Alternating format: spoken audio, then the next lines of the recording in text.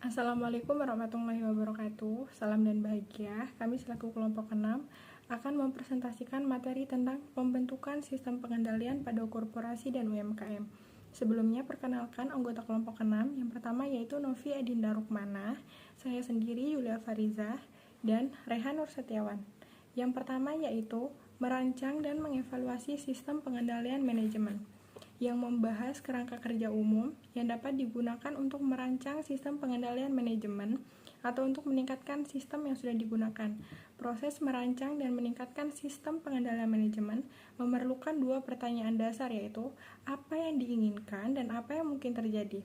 Organisasi harus menentukan apa yang diinginkan, tetapi mereka juga perlu mencoba menilai apa yang mungkin terjadi. Ini pada dasarnya sama dengan menilai kemungkinan bahwa setiap masalah kontrol ada atau tidak akan terjadi, kurangnya arah, masalah motivasi, atau keterbatasan pribadi.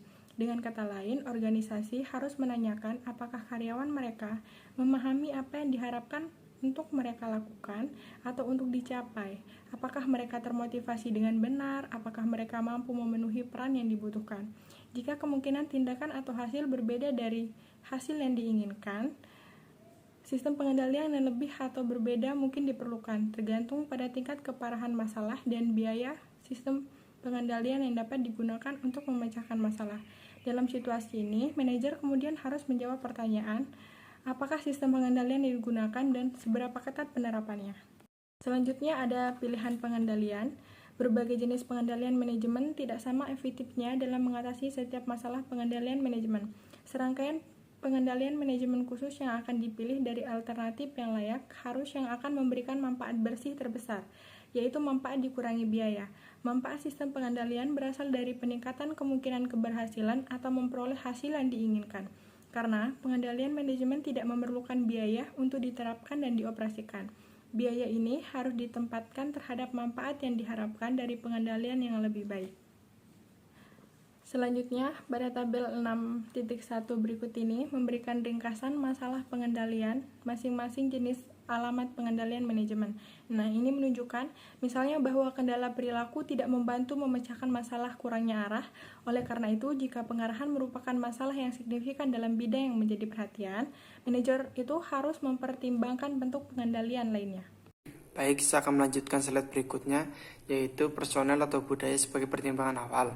Dalam memutuskan di antara banyak alternatif pengendalian manajemen, manajer harus memulai dengan mempertimbangkan seberapa memadai pengendalian personel atau budaya akan dapat dibuat.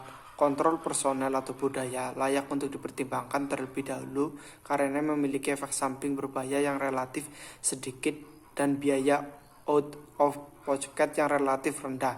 Dalam beberapa kasus seperti dalam organisasi kecil, kontrol personel atau budaya dapat memberikan kontrol manajemen yang efektif dengan sendirinya meskipun tidak cukup.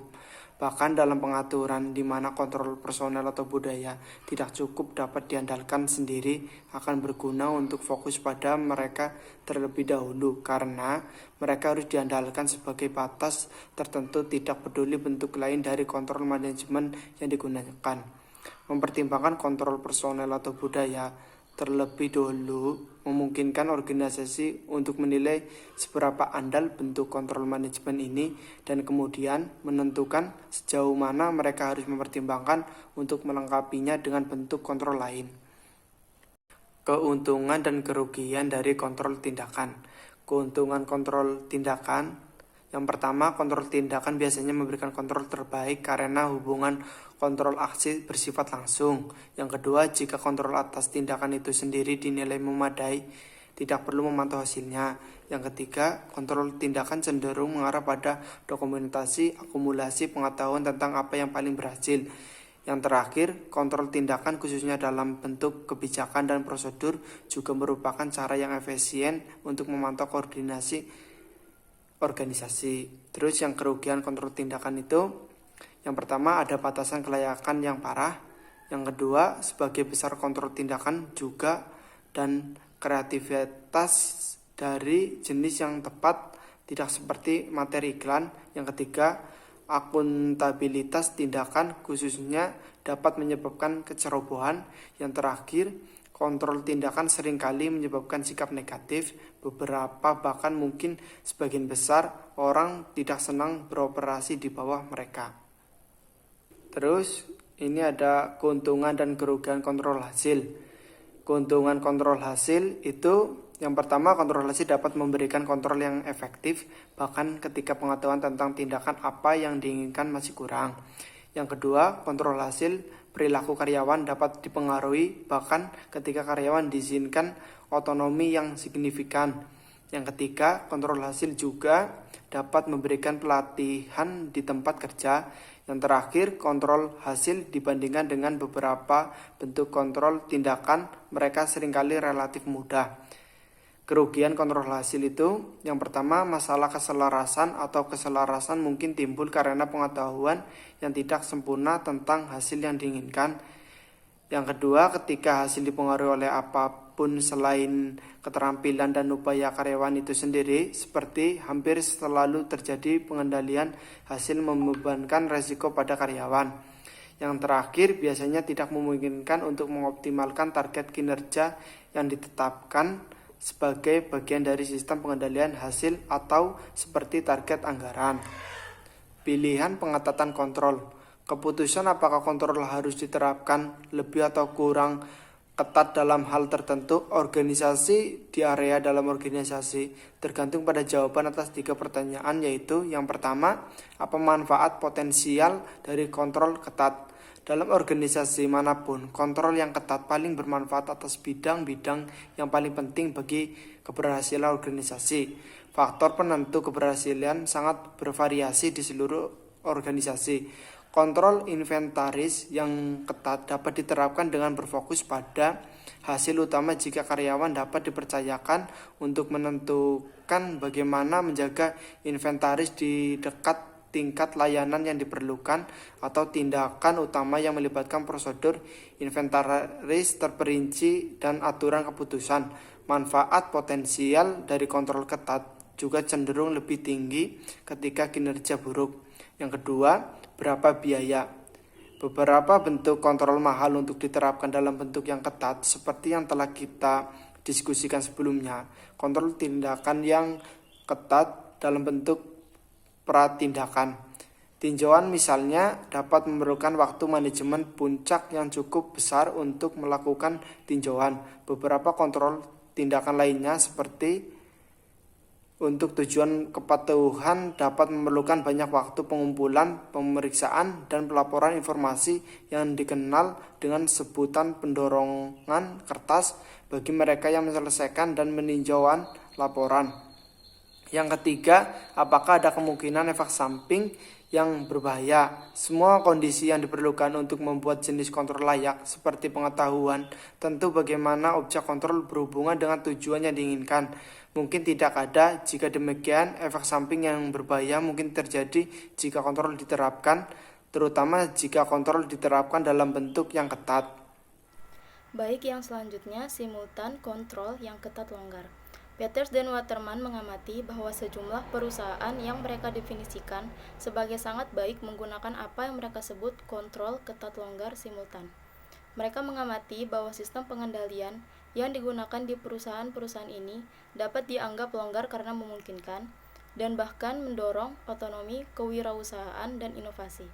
Tetapi sistem kontrol yang sama ini juga bisa disebut ketat karena orang-orang di perusahaan berbagi serangkaian nilai yang kaku seperti fokus pada kebutuhan pelanggan. Dengan kata lain, sistem pengendalian dalam organisasi ini didominasi oleh personel atau kontrol budaya, atau bisa dikatakan ketat pada tujuan dan nilai-nilai inti, tetapi longgar pada prosedur. Beradaptasi terhadap perubahan. Sebagian besar organisasi menekankan satu bentuk pengendalian manajemen pada titik waktu tertentu, tetapi mereka sering mengubah penekanan mereka dari satu bentuk ke bentuk lainnya karena kebutuhan, kemampuan, dan lingkungan mereka berubah. Perusahaan kecil seringkali dapat dikendalikan secara memadai melalui kemampuan pengawasan dari para pendiri yang mengembangkan staf karyawannya setia, memusatkan sebagian besar keputusan penting, dan melibatkan diri mereka secara pribadi dalam tinjauan rinci anggaran dan pengeluaran. Namun seiring pertumbuhan organisasi, bentuk pengendalian personal atau budaya dan tindakan ini mungkin harus diganti atau ditambah dengan bentuk pengendalian lain. Sebagai akibatnya, pertumbuhan organisasi biasanya mendorong pengendalian manajemen ke arah peningkatan formalisasi prosedur untuk tujuan akuntabilitas tindakan dan atau pengembangan sistem informasi yang lebih rumit untuk tujuan pengendalian hasil. Sebagai pertumbuhan, banyak faktor situasional lainnya seperti intensifikasi persaingan, ekspansi global atau perubahan teknologi tak terhindarkan mendorong organisasi untuk harus menyesuaikan sistem pengendalian manajemen mereka dengan lingkungan yang berubah agar mereka tidak menjadi tidak kompetitif atau bahkan tergusur. Menjaga fokus perilaku. Perbedaan perilaku yang signifikan ada di antara orang-orang di negara yang berbeda, di bagian yang berbeda dari satu negara, di organisasi yang berbeda, dan di area yang berbeda dari organisasi yang sama. Manajer harus menyadari perbedaan tersebut karena efektivitas pengendalian manajemen yang digunakan akan bervariasi tergantung pada reaksi karyawan yang terlibat. Perbedaan ini membuat penerapan sistem pengendalian sangat menantang dan penting untuk menekankan bahwa tidak ada satu bentuk kontrol yang optimal dalam sebuah keadaan. Apa yang paling berhasil di satu organisasi atau di area di dalam organisasi mungkin tidak berhasil di yang lain. Namun tetap penting untuk tetap fokus pada orang-orang yang terlibat, karena tanggapan mereka akan menentukan keberhasilan atau kegagalan sistem pengendalian. Manfaat pengendalian manajemen hanya berasal dari dampaknya terhadap perilaku. Mempertahankan kontrol yang baik. Penyebab masalah yang dihadapi perusahaan-perusahaan ini seringkali beragam. Salah satu penyebabnya adalah pemahaman yang tidak sempurna tentang pengaturan dan atau efek dari pengendalian manajemen dalam pengaturan tersebut. Penyebab lainnya adalah kecenderungan manajemen untuk menundukkan penerapan pengendalian manajemen kepada tuntutan bisnis lain yang seringkali lebih mendesak. Gaya pribadi juga membuat beberapa manajer tidak mau menerapkan kontrol manajemen yang tepat atau paling cocok. Tidaklah mudah untuk mempertahankan satu set sistem pengendalian manajemen yang disetel dengan baik untuk jangka waktu yang lama, terutama ketika organisasi beroperasi di lingkungan yang berubah dengan cepat. Oleh karena itu, kritik terhadap sistem pengendalian harus dilakukan dengan hati-hati. Kontrol yang terlihat cukup longgar mungkin memiliki beberapa manfaat yang tidak terlihat seperti kreativitas tinggi, semangat kerjasama yang sehat, atau biaya rendah. Bahkan, penderita akibat efek buruk karena terjadinya satu atau lebih dari masalah kontrol tidak selalu menyiratkan bahwa sistem pengendalian yang buruk telah ada. Sistem pengendalian manajemen hanya mengurangi kemungkinan kinerja yang buruk. Mereka tidak menghilangkannya. Kebanyakan kritik harus dilontarkan hanya setelah penyelidikan situasi secara menyeluruh.